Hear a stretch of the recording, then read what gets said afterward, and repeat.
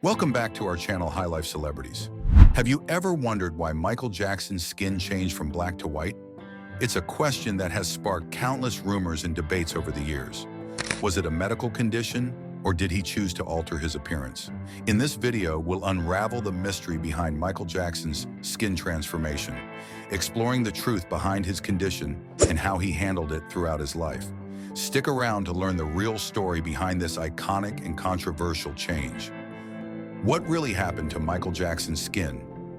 Michael Jackson, one of the greatest entertainers of all time, wasn't just known for his music and dance, but also for his ever-changing appearance. One of the biggest transformations was his skin color. Throughout the 1980s and 1990s, fans noticed that Michael's skin tone went from dark to almost completely white. People were curious and confused, leading to numerous speculations and even harsh judgments. But what really happened? Michael Jackson himself revealed that he had a condition called vitiligo. This is a skin disorder where patches of skin lose their pigment, causing light and dark areas. In Jackson's case, it progressed to the point where he had large sections of light skin that were difficult to cover up. To maintain an even appearance, he used makeup and skin lightening creams. The discovery of vitiligo. Vitiligo is not a condition that progresses in the same way for everyone. Some people have small, isolated patches of discolored skin, while others, like Michael, experience widespread depigmentation. His condition was confirmed after his passing in 2009. The autopsy report showed patches of light and dark pigmented areas all over his body. Vitiligo was officially listed in his medical history.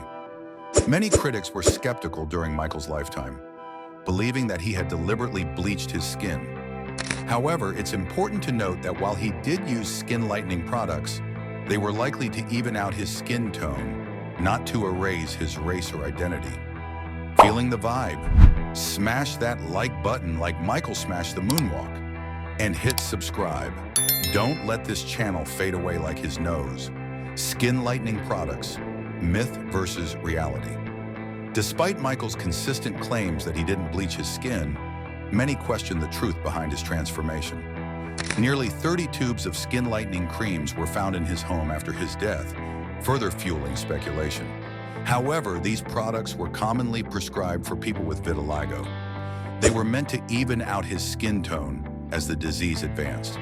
Michael once said in an interview, "As I know of, there's no such thing as skin bleaching. The bleached skin rumor, which is a rumor. I don't bleach my skin." Fans defend this statement, suggesting that the creams were necessary to deal with the effects of vitiligo. Given the lack of other treatments at the time, it is likely that these products were a way for Michael to feel more comfortable in his skin.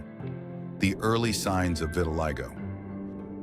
Michael's skin changes first became noticeable in the early 1980s.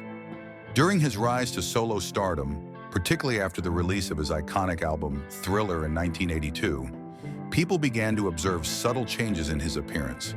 His face seemed lighter in public appearances, and many attributed this to makeup, harsh skincare treatments, or even plastic surgery.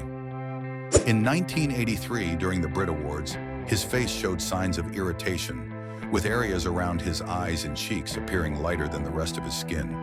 Some assume this was a reaction to skin products or a result of his acne, but it's now believed that vitiligo was already starting to affect his complexion, public scrutiny, and personal struggles. As vitiligo spread across Michael Jackson's skin, the public gaze intensified, leading to rampant speculation about his self-image and identity. Many wondered if he felt ashamed of his black heritage, while others accused him of trying to erase it altogether. However, the reality of his struggles was far more complex. Michael's brother, Jermaine Jackson, revealed in his autobiography that Michael battled with his appearance from an early age, facing issues like acne that severely affected his self-esteem. Michael was known for his perfectionism, both in his artistic endeavors and personal life. The visible changes in his skin only amplified his insecurities. As the vitiligo progressed, particularly during the 1980s, blotches became more apparent.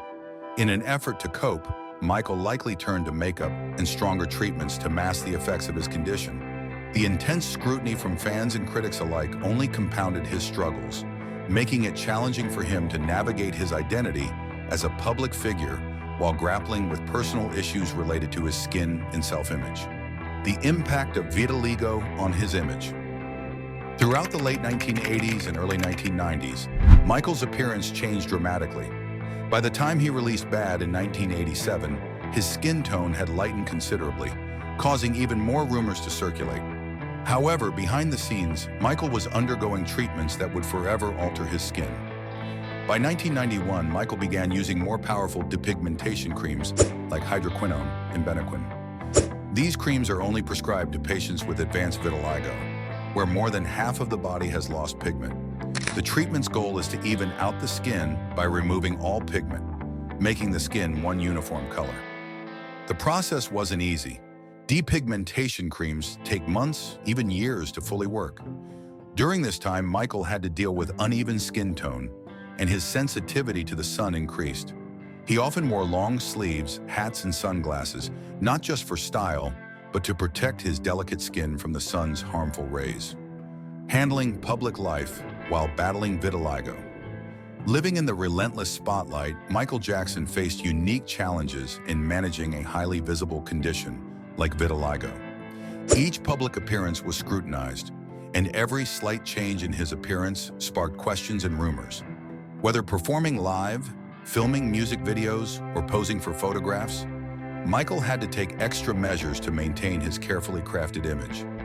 During the filming of the iconic 1991 music video for Black or White, makeup artists worked tirelessly to ensure his skin looked even and flawless on camera. Yet behind the scenes, the depigmentation process was ongoing and not fully complete. In later music videos such as In the Closet and Remember the Time, he often wore heavy makeup to cover the visible signs of vitiligo, which became a common practice to minimize its effects. Despite the physical challenges, Michael continued to deliver unforgettable performances. Yet the battle with his skin condition was always lurking in the background, influencing both his public persona and personal struggles. Final years in public perception. By the early 2000s, Michael Jackson's skin had fully depigmented, leaving him with a pale complexion that he would maintain for the rest of his life. While he rarely spoke about his skin condition, it was a significant part of his identity in his final years. Despite the rumors and backlash, Michael never shied away from being who he was. He wore his skin color proudly, even if it was misunderstood by the public. His journey with vitiligo remains one of the most high-profile cases of the condition, helping to bring awareness to a disease that many didn't understand. In the end, Michael Jackson's transformation was not a choice, but a result of a medical condition that he battled privately and publicly. His use of makeup and skin-lightening creams was his way of coping with vitiligo, while still performing and living under the intense scrutiny of fame. Michael Jackson will always be remembered for his immense talent, but his struggle with his skin is an important part of his story that helps us better understand the complexities of his life. And that's a wrap for today's video.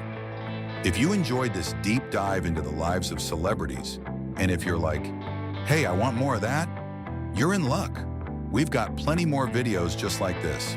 So go ahead, click on one of these. Somewhere on the screen, they should be popping up right about now.